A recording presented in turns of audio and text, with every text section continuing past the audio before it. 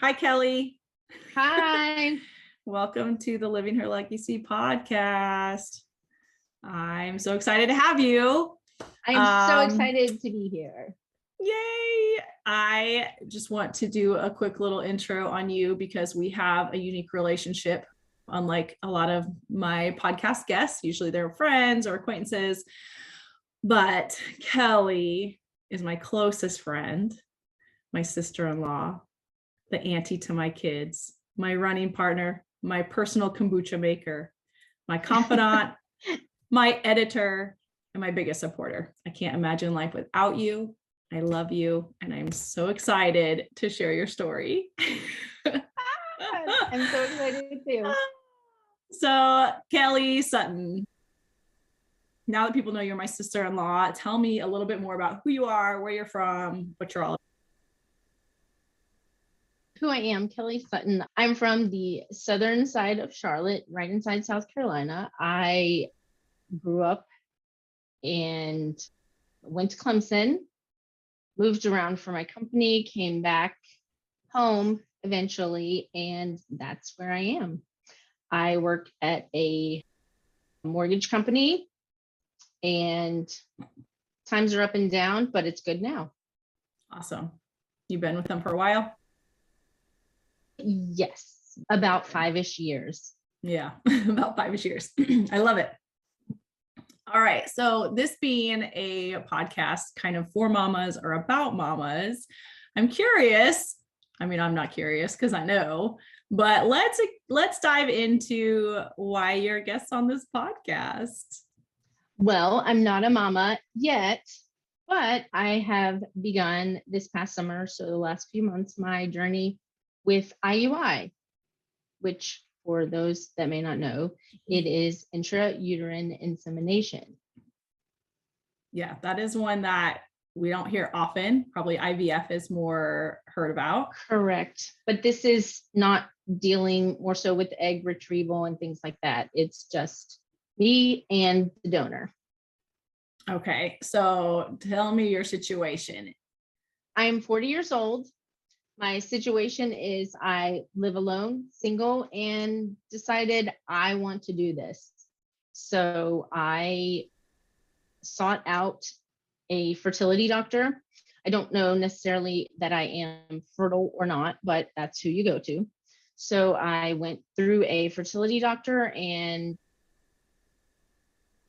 long story short, here I am. I was able to find a donor that my closest family and friends helped me pick through a cryobank out of California.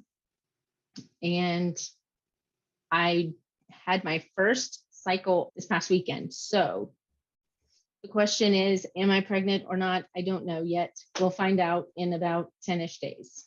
But it's possible that you could be pregnant right now. It's very possible, like 6 million times possible.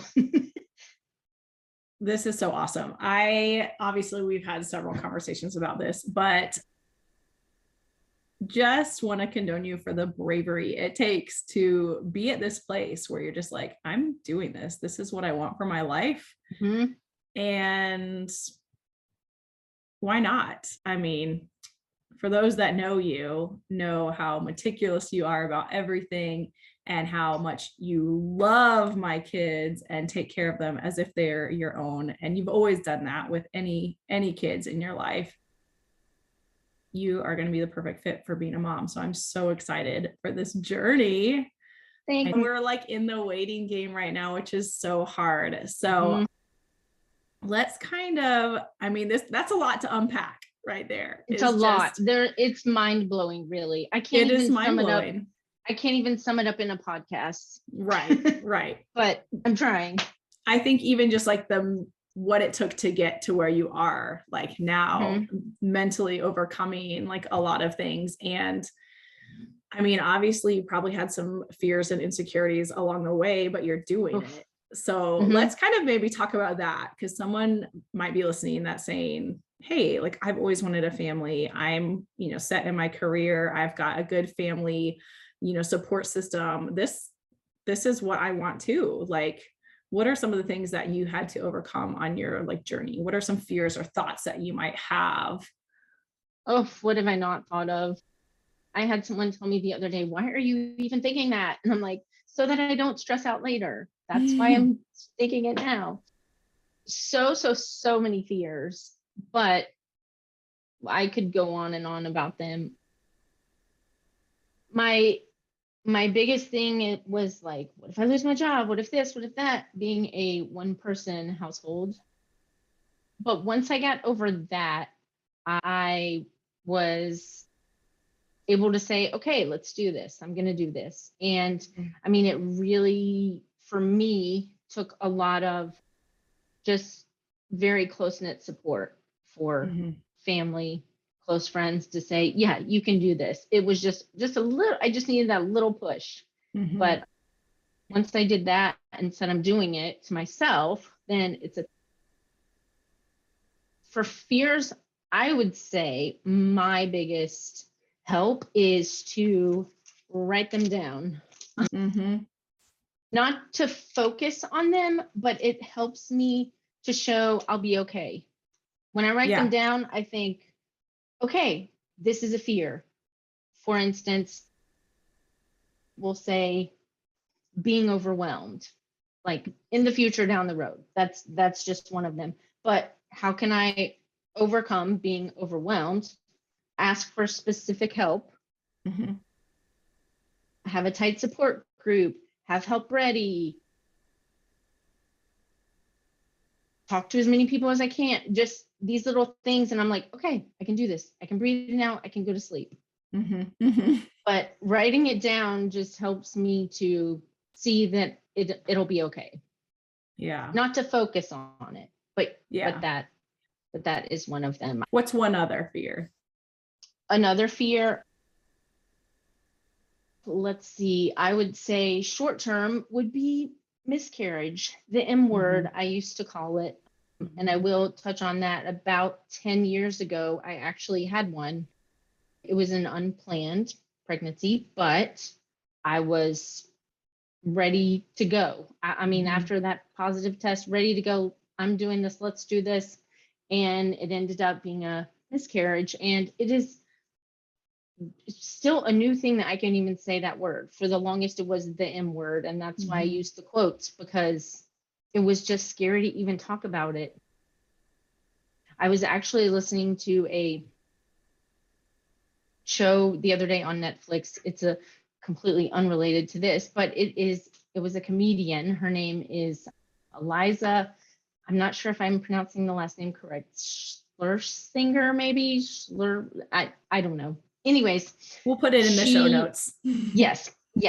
She said something at the very end in closing, and it was about, she had a miscarriage, and she said, I'm not saying it, to just go on and on. I'm saying it because I have a microphone, and it's common. And that's what I've learned over time. This is such a common thing. I mean, I think, correct me if I'm wrong, but about 25% of pregnancies end up in that, and no one talks about it. And it's so scary, and you think you did something wrong, and it's terrifying, and it's your whole world is crushing down in that moment, and there's nothing you can do, but you think you did something wrong, or you think something's wrong with you, or you think something's wrong with your partner, and it's not. It's just, it happens sometimes.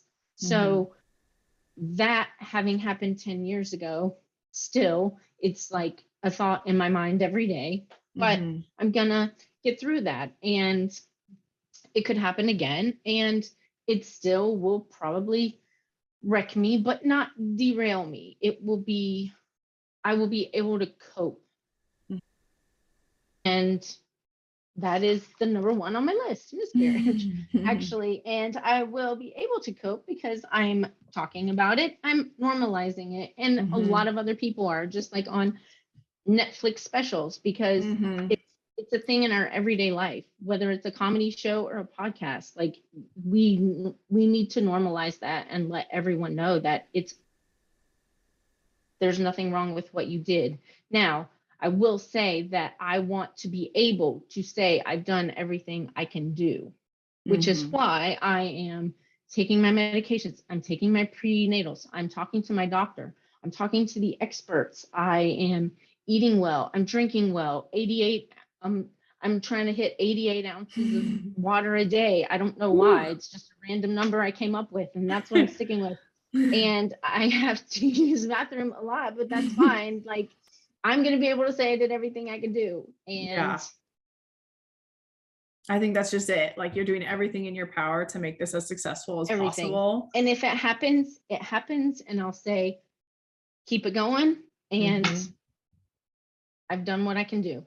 I think that's really powerful to be able to speak on that, just because, like you said, it is, I believe the percentage still is about 25%, or 1 in 4 pregnancies end in miscarriage. And I really can't imagine, you know, the emotion that goes through your mind, your body, and what else do we do but say, what did we do? What did I do wrong? I did something wrong. But to know that that's not the case. That's not the case. Many times that is just how it ends. So I agree with you. I think it is super important to normalize that, and to be able to talk about it. I think, you know, we see a lot of surface stuff and we don't know the deep feelings and hurts that a lot of people carry around with us. But if you think about 1 in 4, that's all of your friends. Right. That's all of your friends that haven't maybe tried to get pregnant, or are probably carrying some of that with them. I really like that you kind of write these down and address them. I was actually in a call last week with Kathy Heller, and she had on Andrea McCLean, who is from the UK. And she used to be a host of like the British equivalent of The View and then Good Morning America. And she kind of was telling her story. She ended up having like a nervous breakdown, like right before going live on one of the shows, and said, I'm done. Like, I'm done. She did the show, went home, said, I'm done. But what she wanted to start was her own podcast and her own circle for helping women. And her podcast is called This Girl's on Fire. And one of the things she did that she talked about prior to, you know, quitting, she had like 20 years into the TV industry. Like, everyone knew her. Well, well known. Was what she called, let me read it because I want to make sure I say it right, the blueprint for failure. So she'd write out the blueprint for failure. And that was any what if that she had in her mind. She'd write it down and tackle it. What if, you know, what if this happens? Then what? Then what? Then what? Then what? Then what? And she'd get to the bottom of it and say, okay, that's the worst that could happen. You know, and she had her whole book. So again, not to dwell on these fears, but to address them, I think is a healthy thing, especially when you're going into solo parenting or something so big and life-changing as bringing a child into the world. Like, obviously it's not like, oh, whatever. It's like, no, that we need to address these things and take the steps necessary to. And not just my life, but a little baby's life. Yeah. Another life. Right. Yeah, I think that's awesome that you've been able to do that and work through it. And obviously new things are probably going to come up, but exactly, the support system around you is huge. Being honest about those things and open with the challenges. I think, again, like, you know, we're surrounded with a culture that wants to show you not reality, you know, and I don't talk about this, and everything's perfect, everything's put together, but what we really crave as society is realness and being able to have these like real conversations, support from each other. 100%. I've even told my boss, my boss's boss, my boss's boss's boss, and some people are like, oh gosh, why did you tell your employer? Can you go back on that? Can you say, oh? And I'm like, no, the amount of support I received was so worth it. I left my office that day just beaming with pride, and I hope I don't cry from this, but it was so needed. It was so needed for me that day. And that's what I am. I'm real. I'm a little too real sometimes, but that's me, Aunt Kellie. But I think that people would say that it's really a breath of fresh air to have you, because He actually did say that, by the way. He said, oh, well, there you go. So he said, your validated. energy is just so giving. And I was like, oh, thanks. It's true. But, so that connection that you had, that openness that you had with your employer and your boss's boss's boss, right. like telling everybody meant something to them. I mean, it really did. And it's a common thing. People have kids. So many people have kids. My boss has kids. My boss's boss has kids. So it's okay to talk about it as long as you're comfortable. And I also live in a world and an industry where I'm proud of it. And I can say that I get that some are looked down on that, or some employers may pick and choose opportunities and projects based on that, but mine does not. And I realize that that is a blessing that not everyone has. And I am able to open up in that way because of that. I do think that, and I hope that, through the pandemic, a lot of companies have changed their viewpoint on that work-life balance. And I mean, we kind of would hear the funny stories about Zoom calls where the kid comes running in the background of the CEO's office, and it just makes life more real again. It just kind of brings it back to like, yes, we're running a company and this is a business and it has to succeed, but we're also moms and dads and aunts and uncles and grandmas and grandpas. And we're just a huge mix of people that that have other things too that are going on in their life. So, I definitely think, it's a blessing to be working for an employer that understands that and like exemplifies that in themselves too. So exactly. That's really cool. So we kind of talked about your fears. Let's kind of switch gears. What are some of the things you're looking forward to?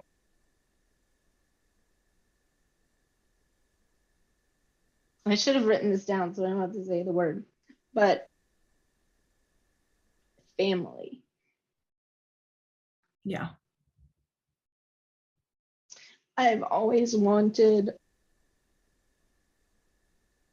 my own. And I'm going to have that. And that's really exciting. So yeah, I cry like this. I didn't bring the tissues to my desk. I cry like this, whether it's hormones or not. So don't think that this is but yeah, I've always wanted that. So I'm going to have that. That's amazing. And I would just say little things like going back to the miscarriage. What I'm really excited about doing at first is hearing a heartbeat.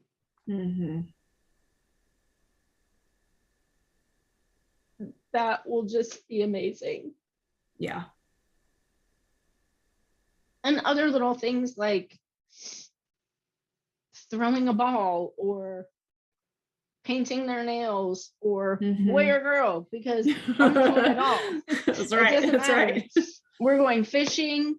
We're playing football. I don't care if you're a boy or girl. Like we're doing now. They don't have to do those things later in life, but we're just going to do all the things. So those are things I'm looking forward to. Going back and looking at some of my pictures when I was little and just like kind of recreating that almost.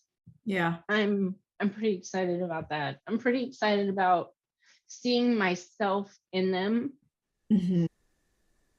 Even when they're being a devil. They will be that. Yeah, it will just be funny in a way to just look at them and see a mirror image of myself. And it's going to be a mirror image. Look out, world, because I'm recreating myself. Not a lot of influence, influence, but not, in the home. So they're going to be like me times 10. But I'm excited. I'm so excited for that. To say I'm excited for them to be bad is weird, but that is what I'm excited about. It's going to test me, and it's going to, what I hope to bring out the best in me. Yeah. I obviously can't wait because I'm going to be an auntie again. And I'm so excited for my girls to have another little bean to play with. I really can't wait for your just entire pregnancy journey, which is going to be kind of fun because I've already hired you out to be a reoccurring guest on the show because I have a feeling that people are going to want some updates from you. Good segue for that. If somebody wants to follow your journey, are you posting about it yet? Are you like talking about it on social media? Like, is it something that you would do? I'm not posting about it yet, but it'll be soon, especially if it's a positive test coming up. So not yet, but maybe by the time of airing and whatnot. Yeah, I will let it unfold. I am on Instagram and Facebook, Kellie A. Sutton, Kellie with an IE, by the way. And so that might be spoiler alert for what I'm incorporating into the name. But that's all I'm giving. But yeah, Kellie A. Sutton with an IE. Okay, so KELLIE A. Sutton, SUTTON. Perfect. Okay, I'll put that down too in the notes so that if people want to follow you. Yeah. Okay, so another question I have for you that I am going to be asking all my guests is, thinking about having, you know, your child and living your life, really creating and living your best life right now for yourself. What does it mean to you to be living in your legacy? I would say that is a very loaded question. It's a deep question. I would say, to sum it up simply, living my truth. So just being able to look myself in the mirror and saying that I gave it all I had and that I was honest with myself about what I need mentally, physically, emotionally. That's so big. I also think that is a very large aspect of my fears, but that I am addressing daily and will continue to. But just being able to live my truth, being honest with myself and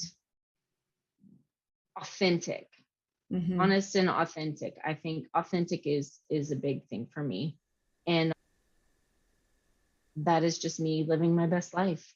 Yeah, I agree with you. I think authenticity is, again, a scarcity and something that our kids need to see. Right. You know, for just creating a healthy life and a best life for them, you know, to know from the get-go that they don't have to put on this facade. They don't have to be somebody that they're not, or somebing, somebody that someone else tells them they are. You know, how often when we're younger do we get someone that says, oh, you're really good at this, you should do this, and then it's like, well, I didn't do that, so I failed. You know, we have these kind of weird thoughts. But I do think, yeah, being able to look yourself in the mirror, like you said, and say, I did everything true to myself and I have no regrets. I think that's huge. That's it. Anything? I would also like to say I'm very proud of you. That's what I want to share. Oh, thank you. Yes. So let's just say next time we hear from you, we'll just kind of recap on how you're feeling at the time. Thank you for showing up today and being authentically you. The most costly thing you can do is to be real. And I appreciate you. That's me. And I appreciate you. All right. I'll see you next time. Okay. Bye. Love you. Love you.